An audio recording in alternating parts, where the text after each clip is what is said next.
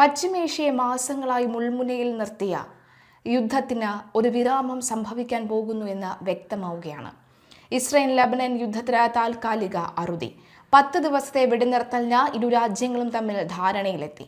US president ട്രംപിന്റെ നയതന്ത്ര ഇടപെടലുകളാണ് ഈ നിർണായക സമാധാന പ്രഖ്യാപനത്തിലേക്ക് വഴിതെളിയിച്ചത്. Lebanon president Joseph Aoun, Israel പ്രധാനമന്ത്രി ബെഞ്ചമിൻ നെതന്യാഹു എന്നിവരുമായി ട്രംപ് നേരിട്ട് നടത്തിയ ചർച്ചകളാണ് വെടിനിർത്തലിലേക്ക് എത്തിയത്. മേഖലയിൽ ശാശ്വതമായ സമാധാനം ഉറപ്പാക്കാൻ ട്രംപ് നടത്തുന്ന പരിശ്രമങ്ങളെ ജോസഫ് ഔൺ പ്രശംസിച്ചു. ഫോൺ സംഭാഷണത്തിന് പിന്നാലെ ട്രംപിന്റെ ഓഫീസാണ് ഈ വിവരം പുറത്തുവിട്ടത്. താൽക്കാലിക സമാധാന നീക്കത്തിന് താൻ പൂർണ്ണ സന്നദ്ധനാണ് എന്ന് നെതന്യാഹു പ്രതികരിച്ചു. ലബനനുമായി ഒരു ചരിത്രപരമായ സമാധാന കരാർ സൃഷ്ടിക്കാനുള്ള സുവർണ അവസരമായാണ് ഈ 10 ദിവസത്തെ വെടിനിർത്തലിനെ കാണുന്നത് എന്ന് അദ്ദേഹം വ്യക്തമാക്കി. ഇസ്രയേലിന്റെ സുരക്ഷാ താൽപര്യങ്ങൾ സംരക്ഷിച്ചുകൊണ്ടുള്ള വിട്ടുവീഴ്ചയ്ക്കാണ് അദ്ദേഹം തയ്യാറെടുക്കുന്നത്. അതേസമയം യുദ്ധഭൂമിയിൽ നിർണായക ശക്തിയായ ഹിസ്ബുള്ളയും വെടിനിർത്തലിനോട് അനുകൂലമായി പ്രതികരിച്ചിട്ടുണ്ട്. ഇസ്രായേൽ വെടിനിർത്തൽ കൃത്യമായി പാലിച്ചാൽ തങ്ങൾ പൂർണ്ണമായും സഹകരിക്കും. എന്നാൽ ഇസ്രായേൽ സൈന്യം പിൻവാങ്ങിയില്ല എങ്കിൽ കനത്ത പ്രതിരോധം തുടരുമെന്നും ഹിസ്ബുള്ള നേതൃത്വം മുന്നറിയിപ്പ് നൽകി. ലബനൻ പ്രധാനമന്ത്രി നവാഫ് സലാമും വെടിനിർത്തൽ പ്രഖ്യാപനത്തെ സ്വാഗതം ചെയ്തു. രാജ്യത്ത് പടരുന്ന കടുത്ത മാനുഷിക പ്രതിസന്ധിക്ക് ഈ ഇടവേള പരിഹാരമാകുമെന്ന് അദ്ദേഹം പ്രത്യാശ പ്രകടിപ്പിച്ചു. സമാധാനം പുനഃസ്ഥാപിക്കാൻ അന്താരാഷ്ട്ര സമൂഹം ഒപ്പം നിൽക്കണമെന്നും അദ്ദേഹം ആവശ്യപ്പെട്ടു. യൂറോപ്യൻ യൂണിയനും ഈ നയതന്ത്ര വിജയത്തെ അഭിനന്ദിച്ചു.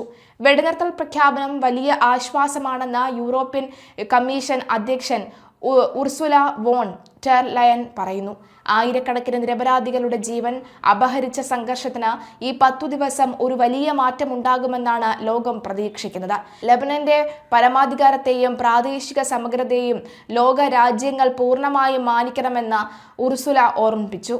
യുദ്ധത്തിൽ തകർന്നടിഞ്ഞ ലബനൻ ജനതയ്ക്ക് ആവശ്യമായ മാനുഷിക സഹായങ്ങൾ യൂറോപ്പ് തുടർന്നും എത്തിക്കുമെന്ന് അവർ ഉറപ്പു നൽകി. അന്താരാഷ്ട്ര തലത്തിൽ ലബനന് കൂടുതൽ പിന്തുണ നൽകാനുള്ള പദ്ധതികൾ ഉടൻ നടപ്പിലാക്കും. ഏകദേശം 1 വർഷത്തോളമായി അതിർത്തിയിൽ തുടരുന്ന ഷെല്ലാക്രമണങ്ങൾക്കും ബോംബിങ്ങിനും ഇതോടെ താൽക്കാലിക ശമനമാകും.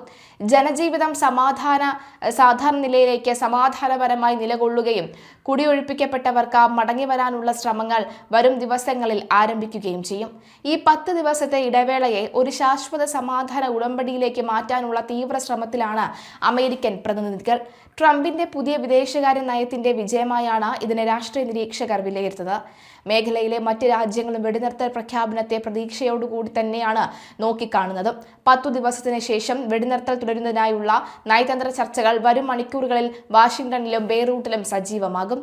പശ്ചിമേഷ്യൻ സംഘർഷത്തിൽ വെടിനിർത്തൽ നീണ്ടുനിൽക്കുമെന്ന പ്രതീക്ഷകൾക്ക് വിരാമമിട്ട വൈറ്റ് ഹൗസ് ഇറാനുമായുള്ള താൽക്കാലിക വെടിനിർത്തൽ നീട്ടാൻ ഉദ്ദേശിക്കുന്നില്ല എന്ന് US പ്രസിഡന്റ് സെക്രട്ടറി കരോലിൻ ലെവിറ്റ വ്യക്തമാക്കി. അതേസമയം അമേരിക്ക ഏർപ്പെടുത്തിയ നാവിക ഉപരോധം നീക്കിയില്ല എങ്കിൽ ചെങ്കടൽ അടച്ചുപൂട്ടുമെന്ന കടുത്ത ഭീഷണിയുമായി ഇറാൻ രംഗത്തെത്തിയിരിക്കുകയാണ്. ട്രംപ് വെടിനിർത്തൽ നീട്ടാൻ ആലോചിക്കുന്നു എന്ന വാർത്തകൾ നിലവിൽ സത്യമല്ലെന്ന് വൈറ്റ് ഹൗസ് പ്രസ് സെക്രട്ടറി പറയുന്നു. ട്രംപിന്റെ ആവശ്യങ്ങൾ അംഗീകരിക്കുന്നതാണ് ഇറാന്റെ താൽപര്യങ്ങൾക്ക് നല്ലതെന്നും ഒരു കരാറിലെത്താൻ സാധിക്കുമെന്ന പ്രത്യാശയുണ്ടെന്നും അവർ കൂട്ടിച്ചേർത്തു. എന്നാൽ ഇറാൻ കടുത്ത നിലപാടുകളിൽ ഉറച്ചു നിൽക്കുകയാണ്. തങ്ങളുടെ തുറമുഖങ്ങൾക്ക് മേലെയുള്ള US ഉപരോധം തുടർന്നാൽ ചെങ്കടലിലൂടെയുള്ള ഒരു ചരക്കു നീക്കവും അനുവദിക്കില്ല എന്ന് ഇറാന്റെ Khatam al Anbiya central headquarters commander Ali Abdullahi മുന്നറിയിപ്പ് നൽകി. ഒമാൻ കടലിലൂടെയും പേർഷ്യൻ ഗൾഫിലൂടെയും ഒരു ഇറക്കുമതിയും കയറ്റുമതിയും അനുവദിക്കില്ലെന്നാണ് ഇറാന്റെ നിലപാട്. ഹോർമൂസ് കടലിടുക്കിൽ ഉപരോധം ശക്തമാക്കിയതായും ഇറാനിലേക്കുള്ള കടൽ വഴിയുള്ള വ്യാപാരം പൂർണ്ണമായും തടഞ്ഞതായും US സെൻട്രൽ കമാൻഡ് അറിയിച്ചു. വെറും 36 മണിക്കൂറിനുള്ളിൽ ഇറാന്റെ സാമ്പത്തിക വിനിമയങ്ങൾ സ്തംഭിപ്പിക്കാൻ കഴിഞ്ഞതായി അഡ്മിറൽ ബ്രാൻഡ് കൂപ്പർ വ്യക്തമാക്കി. ഇത് ഇറാന്റെ സമ്പദ് വ്യവസ്ഥയെ വലിയ തോതിൽ ബാധിച്ചിട്ടുണ്ട്.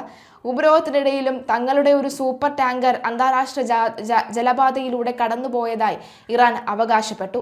2 ദശലക്ഷം ബാരൽ ക്രൂഡ് ഓയിൽ വഹിക്കാൻ ശേഷിയുള്ള ടാങ്കർ റാഡിംഗ് സംവിധാനങ്ങൾ പ്രവർത്തിപ്പിച്ചുകൊണ്ട് തന്നെയാണ് എന്നാണ് ഇറാന്റെ വാദം.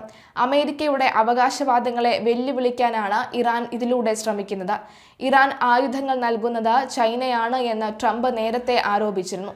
2024 ഇറാൻ രഹസ്യമായി വാങ്ങിയ ചൈനീസ് ചാര ഉപഗ്രഹങ്ങൾ ഉപയോഗിച്ചാണ് US സൈനിക താവളങ്ങളെ ഇറാൻ ലക്ഷ്യം വെച്ചതെന്ന് ഇപ്പോൾ പുറത്തു പുറത്തുവരുന്ന റിപ്പോർട്ടുകൾ വ്യക്തമാക്കുന്നു. ഇതോടെ ചൈനയ്ക്കെതിരെയും US നിലപാട് കടുപ്പിച്ചേക്കും. അതേസമയം ഇസ്രയേലും ലബനനും തമ്മിലുള്ള ചർച്ചകൾ പുരോഗമിക്കുകയാണ്. ലബനൻ ഈ ചർച്ചകളെ ഫലപ്രദം എന്ന് വിശേഷിപ്പിച്ചപ്പോൾ ഇസ്രയേലും അമേരിക്കയും ലബനനും ഒരേ പക്ഷത്താണ് എന്ന സൂചനയാണ് ഇസ്രയേൽ നൽകുന്നത്. മേഖലയിൽ സമാധാനം കൊണ്ടുവരാൻ ട്രംപ് നടത്തുന്ന നീക്കങ്ങൾക്ക് ഇതൊരു വലിയ മുൻതൂക്കം നൽകുന്നുണ്ട്. യുദ്ധ ആവശ്യങ്ങൾക്കായി ആയുധങ്ങൾ നിർമ്മിക്കാൻ മുൻനിര കാർ നിർമ്മാതാക്കളായ ജനറൽ മോട്ടോഴ്സ്, ഫോർഡ് എന്നിവരുമായി ട്രംപ് ഭരണകൂടം ചർച്ചകൾ നടത്തിവരികയാണ്. അമേരിക്കൻ നിർമ്മാണശാലകളെ യുദ്ധസാമഗ്രികൾക്കായി ഉപയോഗിക്കുന്ന പഴയ രീതിയിലേക്ക് മടങ്ങാനാണ് ട്രംപിന്റെ പദ്ധതിയെന്ന് വാൾസ്ട്രീറ്റ് ജേർണൽ റിപ്പോർട്ട് ചെയ്തു. ഇറാന്റെ വിദേശകാര്യമന്ത്രി അബ്ബാസ് അരഗച്ചി ചൈനീസ് വിദേശകാര്യമന്ത്രിയുമായി നടത്തിയ ചർച്ചയിൽ അമേരിക്കയുടെ പ്രകോപനങ്ങൾ മേഖലയിൽ അപകടകരമായ പ്രത്യാഘാതങ്ങൾ ഉണ്ടാക്കുമെന്ന് മുന്നറിയിപ്പ് നൽകി. US ഉപരോധം സമാധാനത്തിന് ഭീഷണിയാണെന്നും സാഹചര്യം കൂടുതൽ സങ്കീർണമാകുമെന്നും അദ്ദേഹം പറയുന്നു. ബ്രിട്ടനിലെ ചാൾസ് രാജാവ് ഈ മാസം US സന്ദർശിക്കാനിരിക്കെ അതിനു മുൻപ് യുദ്ധം അവസാനിപ്പിക്കാൻ സാധ്യതയുണ്ടെന്ന് ട്രംപ് പ്രത്യാശ പ്രകടിപ്പിച്ചു. ലോകം ഉറ്റുനോക്കുന്ന ഈ നയതന്ത്ര യുദ്ധത്തിൽ ഇറാന്റെ ഭീഷണികൾക്കും അമേരിക്കയുടെ ഉപരോധങ്ങൾക്കും ഇടയിൽ പശ്ചിമേഷ്യ വീണ്ടും കടുത്ത ആശങ്കയുടെ നിഴലിലാണ് എന്ന് വ്യക്തമാവുകയാണ്.